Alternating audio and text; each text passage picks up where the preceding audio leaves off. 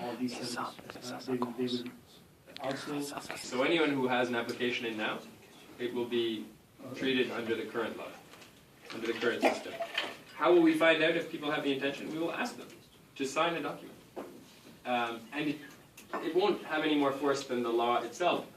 But we will be saying to the person, just as we take an oath from people when they become citizens, this is what we require. Confirm to us this is your intention, so that we know that there isn't a consultant somewhere giving them the wrong idea. And then how will we know whether people are here? Exit, we will check. Exit entry provisions will be there. If you're not here for 4 years out of 6, you won't become a citizen. It'll be as simple as that.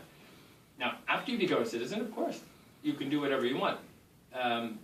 Most people will continue to live here. Some people, their circumstances will change. But after 4 years here, you have a connection. Many people will have their children in school. Many people will, most people, we've seen in our economic programs are doing well after 4 years. But obviously, all the freedoms that we have as Canadians kick in at that point. And if someone fails to become a citizen, say they don't meet the residency requirement, they remain a permanent resident as long as they continue to live here for 2 years out of 5. Okay? So we think that's fair, and we think it will eliminate fraud and increase the number of people who become citizens and actually continue to live here. As far as backlogs in Pakistan go, it is one of the longer backlogs we have anywhere in the world. But spouses and dependent children are a priority everywhere in the world. We will work to get back to our service standard there as we do elsewhere. And on parents and grandparents, we got down to, last month, 86,000 in our backlog. We have added 5,000 more, remember, because we took 5,000 new applications in the month of January. That gives us 91,000. This year we're committed to processing 20 more. That will give us 71 by the end of this year, backlog in the parents and grandparents. So that is still going to be, some people withdraw these applications, some of them are refused for various reasons. That's still going to be something like a 3-year wait time in that backlog. But keep in mind, 71,000 will be the backlog end of 2014. By the end of 2014, though, we will have admitted over 75,000 in 3 years. So we will have done more than cut it in half. And we'll look at other ways to reduce it. My specific question was about the Pakistani backlog, especially for the family reunification. So they're still waiting more than 2.5 years. The last was more than 1 year, so it was supposed to be correct. Goes down to 12 months. But here, processing takes longer in countries where there is insecurity and in countries where there are terrorist groups based. If you look at the Canadian list of terrorist entities that we have published on a public safety list, I wouldn't want to give you a number, but a significant number of those groups are based in or associated with Pakistan. And we trust the vast majority of Pakistanis. They've made excellent immigrants, but we have to scrutinize everyone from around the world for the inadmissibility criteria that we have: criminality, terrorism, war crimes, and so forth. And when they're coming from a country where these groups are active, it takes more scrutiny. And that's something that all Canadians accept. We add extra resources to make it go faster. But believe me, if those groups didn't exist, or they were being brought under control rather than being negotiated with in Pakistan, things would go faster. That's definitely a different whole story altogether. But it relates directly to our immigration program. So it's also a security concern, nothing else, because of this backlog. It is in large measure because of extra security screening that has to be done. And I don't think you will find any other country in the world that is taking immigrants from Pakistan without doing it. Africa, Canada, Should be possible. Well, it is done across the board. But if someone is coming from Germany, we know there are no terrorist groups active there, based there. No? So it's different. Similarly, if someone's coming from Singapore, you know, it's a reality, and we have to take it into account. Africa, Canada, TV. Nous avons une question qui vient d'un de nos spectateurs. Il veut savoir comment le ministre peut expliquer aux contribuables canadiens qu'il a accepté à ce que des officiers congolais puissent venir au Canada aux frais du gouvernement canadien pour expulser 30 Congolais dont l'ambassade congolaise à Ottawa n'a pas pu délivrer des passeports. Qu'est-ce que les officiers vont venir faire de plus que l'ambassade n'a pas pu faire? D'autant plus que le Canada reconnaît le Congo n'est pas un pays sécurisé dont les droits de l'homme est bafoué. Et en plus, en août dernier, le ministre des Affaires étrangères canadien a émis un communiqué interdisant les Canadiens de se rendre au Congo.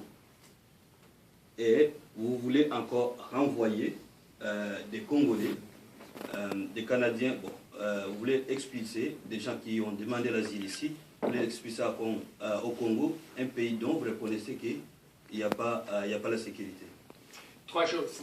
Loin d'interdire les relations ou l'engagement avec le Congo, moi-même j'étais là l'année passée avec le ministre Valcourt, lorsqu'il était ministre de la francophonie, quelques mois avant la tenue du sommet de la francophonie, où le Premier ministre Harper est allé lui-même. Donc on entretient des relations importantes avec la République démocratique du Congo, et on est fiers du développement et de l'approfondissement de ces relations pendant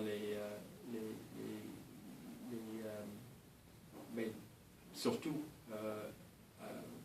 au moment du sommet de la francophonie. Mais pour ce qui est des renvois, il y a toujours un bilan de la sécurité dans le pays affecté qui est fait avant que le renvoi soit effectué. C'est fait de façon indépendante. Ce n'est pas le ministre ni les fonctionnaires fédéraux qui peuvent l'influencer. Et c'est uniquement sur la base de ce bilan objectif des circonstances qu'un renvoi sera permis. Troisièmement, si les gens d'origine congolaise ou autre commettent des actes criminels au Canada, que ce soit une attaque contre une mission diplomatique ou contre les membres d'une communauté ou contre une église, une mosquée ou une synagogue, ils seront poursuivis avec toute la force de la loi. C'est ça la position de notre gouvernement qui a fait autant pour renforcer l'état de droit et pour réduire le taux de criminels au Canada. On a eu beaucoup de succès là-dedans. Je ne connais pas moi-même, personnellement, je n'occupais pas ce poste au moment où ces événements se sont déroulés. Je ne connais pas les suites des affrontements, de la violence dont vous avez parlé, mais je sais que notre système de justice a été préoccupé par ces événements et qui a traité là-dessus. La question reste, parce que là, le gouvernement canadien veut amener des gens du ministère de l'Intérieur du Congo, parce que l'ambassade du Congo ici n'a pas voulu donner des passeports. Alors, on se pose la question, qu'est-ce que ces gens-là vont venir faire alors qu'ils ont leur ambassade ici? Ce n'est pas mon ministère qui les avait. Je ne peux pas commenter cette visite parce que j'en suis pas au courant, pour vous dire très très franchement. Ça serait plutôt une question pour le ministère des Affaires étrangères ou mon collègue Stephen Blaney, si c'est son ministère qui est qui est impliqué là-dedans. Je m'excuse. Merci. Atlas Media. Bonjour, bienvenue Monsieur le Ministre. Nous savons tous ce qui se passe dans la province du Québec, qui est une province du Canada. Et dans votre projet de loi de la citoyenneté, il y aura des changements qui auront lieu. Vous avez parlé de l'engagement du gouvernement canadien pour aider les citoyens canadiens dans leur recherche d'emploi, et chose qui est assez problématique pour certains citoyens d'origine immigrante. Le taux de chômage au Québec est assez élevé par rapport aux autres provinces. Quelles sont les mesures concrètes qui seront prises dans ce projet-là? Et le deuxième volet qui a une relation avec cette question, c'est qu'il y a beaucoup de citoyens résidant ici qui pensent être lésés par le projet de la charte du gouvernement du Québec et qui pensent immigrer une deuxième fois vers les autres provinces du Canada. Ils vont immigrer, il y en a beaucoup qui pensent en aller en Alberta. Oui, Déménagement. Voilà, déménagement. Et est-ce que La liberté du mouvement. oui, est-ce que le Canada a pensé justement à aider ses citoyens à trouver de l'emploi au Québec Oui. et ailleurs, partout au Canada? Oui. Merci. Premièrement, les gens se déplacent au sein du Canada tout le temps. Ça fait partie de... C'est la force de notre marché de travail. Les gens vont de la ville du Québec à Lévis parce qu'il y a plus d'emplois disponibles là-bas. Les gens ont eu tendance à venir de toutes les régions du Québec vers Montréal parce qu'il y avait plus d'emplois ici, et c'est le grand métropole. Et même chose pour les différentes régions et provinces du pays. Maintenant, Terre-Neuve est la province avec l'économie la plus dynamique. Et je constate moi-même des gens de Toronto qui partent en Terre-Neuve pour gagner beaucoup d'argent dans toutes sortes de secteurs. Ce n'est pas notre plus grande province en termes de population, mais il y a des possibilités là-bas. Donc, pour se chercher un emploi, il faut considérer où sont les emplois. Et ça, on ne peut pas forcer qui que ce soit à se déplacer, mais c'est un bon conseil aux immigrants, je crois, d'étudier, parce qu'eux, ils ont le choix d'aller n'importe où au début, mais de réfléchir sur